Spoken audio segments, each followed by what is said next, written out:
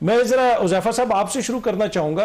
Opposition को आप लोगों ने दावत दे दी है कि आए मुशावरत करें, तो मशरिक़ वुस्ता के हवाले से आप लोगों की अपनी पॉलिसी क्या है, उस पर क्लैरिटी है कि किधर पाकिस्तान खड़ा है, आगे आप लोगों ने किस तरफ जाना है?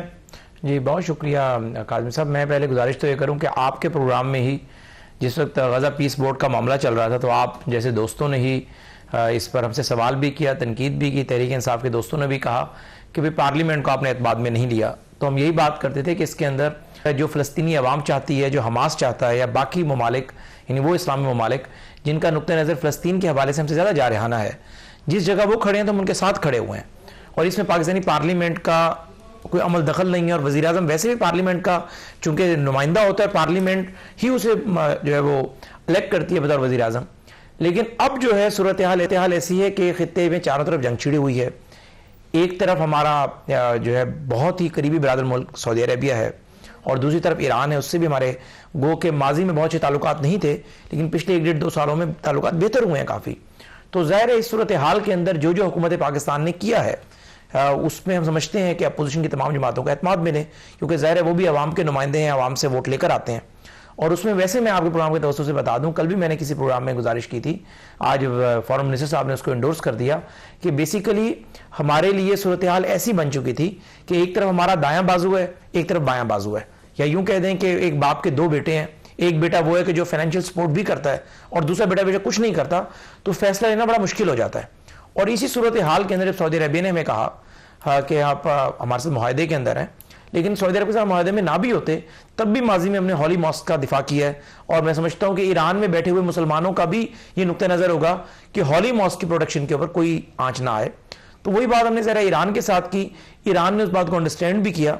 और देखें, अगर फैक्चुअल आप सूरत हाल का जायजा लें तो मेरे ख्याल से सबसे कम मशरिक़ वस्ता में ईरान ने जिस मुल्क को निशाना बनाया है वो सऊदी अरेबिया है। और वो ज़रा अरम्को की जो बात चल रही थी वो भी उन्होंने तरदीद की कि इसमें उसी बागी तो हो सकते हैं, हम इसमें इन्वॉल्व नहीं है। देखिए, इस वक्त हमारी तो पॉलिसी एक ही है। पाकिस्तान ज़ाहिर है एक इंडिपेंडेंट फॉरेन पॉलिसी रखता है। वज़ीर ख़ारजा साहब ने आज हमारी पूरी फॉरेन पॉलिसी आपके सामने खोल कर रख दी। लेकिन ज़ाहिर है बिला वजह हम ना ही जंग को अफोर्ड कर सकते हैं, और ना ही हम अपने अवाम को किसी की जंग में धकेलेंगे। हमारी पॉलिसी ये तो हो सकती है कि ईरान और ज़ाहिर है इसराइल और अमरीका के दरमियान अगर कोई अमन मुआहदा डेवलप होने की सूरत हाल पैदा हो, या ईरान जो है कम अज़ कम जो गल्फ ममालिक हैं, इस्लामी ममालिक, इनसे अपना रुख मोड़ ले, इन पर बीमारी बंद कर दे, तो उसमें पाकिस्तान का क्या रोल हो।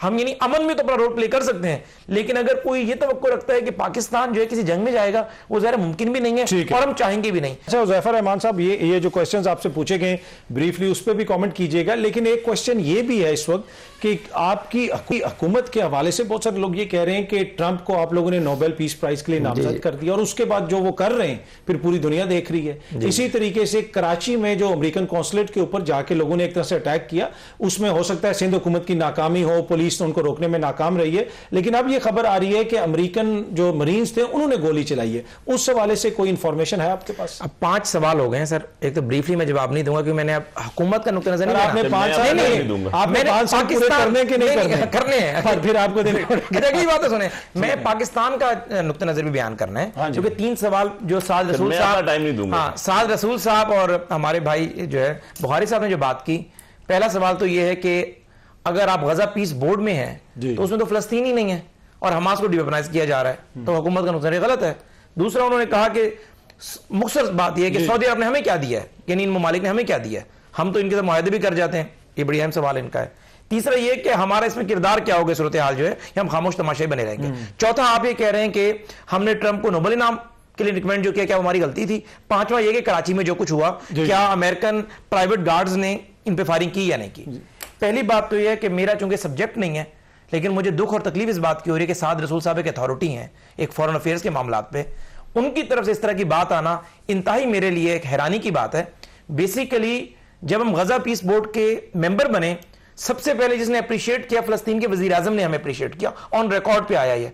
अक़वाम मुत्तहिदा में उनके सफीर ने हमें अप्रिशिएट किया।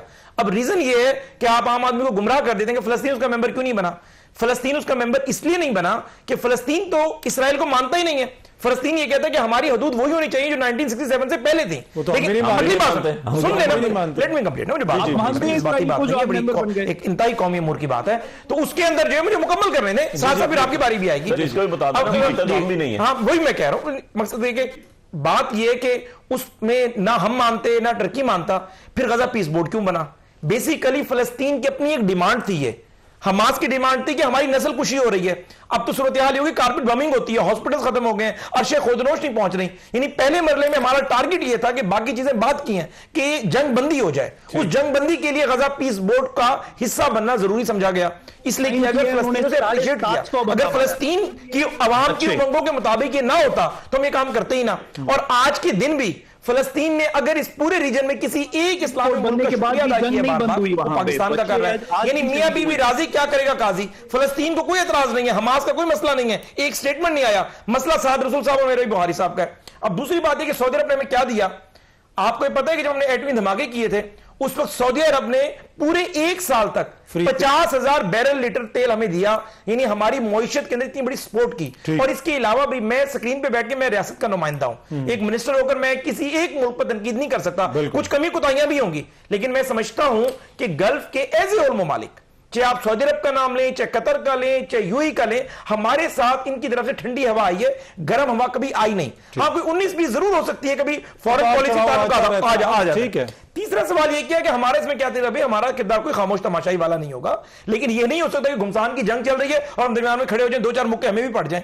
हमने इसमें अमन का किरदार अदा करना है। हमारे फॉरेन मिनिस्टर जो डीपीएम भी हमारे मुसलसल राब्ते में पूरे रीजन में, सऊदी अरब के हवाले से हमने शोटी ली है ईरान के साथ कि आप बिला वजह वहां मिसाइल फायर ना करें। हम ये कोशिश भी कर रहे हैं कि किसी तरीके से ईरान ने जो जंग का रुख मोड़ा है दीगर गल्फ ममालिक की तरफ, वो भी रुक जाए, और इस हवाले से भी अल्लाह खैर करेगा, कोई अच्छी खबर आएगी। और इवन के वजीर आज़म साहब ने आज टर्की के सदर से भी बात की है।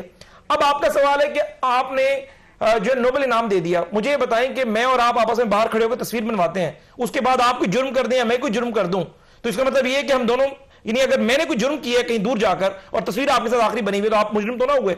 हमने जब ट्रंप को नोबेल इनाम के लिए रिकमेंड किया, हमारी फॉरेन पॉलिसी का वो जुज़ था एक अहम, कि एक बंदा मुस्बत रोल प्ले कर रहा है और जिस तरह की उसकी शख्सियत का खासा है, अगर हम उसे नोबेल इनाम के लिए नॉमिनेट करते हैं और उसके तवक्कल में हमारे एक दिल के करीब जो है फलस्तीन में अमन कायम हो जाता है, तो हमें तो नहीं पता था कि उसके वजह से जब आप अभी भी नहीं, विद हाइंडसाइट आप अभी भी समझते हैं कि वो ठीक डिसीजन था? नहीं, बिल्कुल उस वक्त के लिहाज से बिल्कुल ठीक डिसीजन था, लेकिन हमें ये नहीं पता था कि उसके बाद जंग शुरू कर देंगे। तो आप वापस ले लें? नहीं, देखिए ये वापस नहीं होता, हमने इसे कंडेम किया जंग को। जब हमने कंडेम कर दिया, फॉरेन पॉलिसी में ये नहीं होता कि आप किसी को तोहफा देने जूता मार के वापस लेकर आ जाए। अगर आपने तोहफा दिया और अगले दिन गलत हरकत कर दिया, आपने कंडेम किया, ये बड़ा ही हसास मामला होता है। ये नहीं है कि आपने घड़ी ली है और आखिर जाकर किसी को बेच दिए जाकर, ये फॉरेन पॉलिसी है। फॉरेन पॉलिसी आपने आखिरी बात जो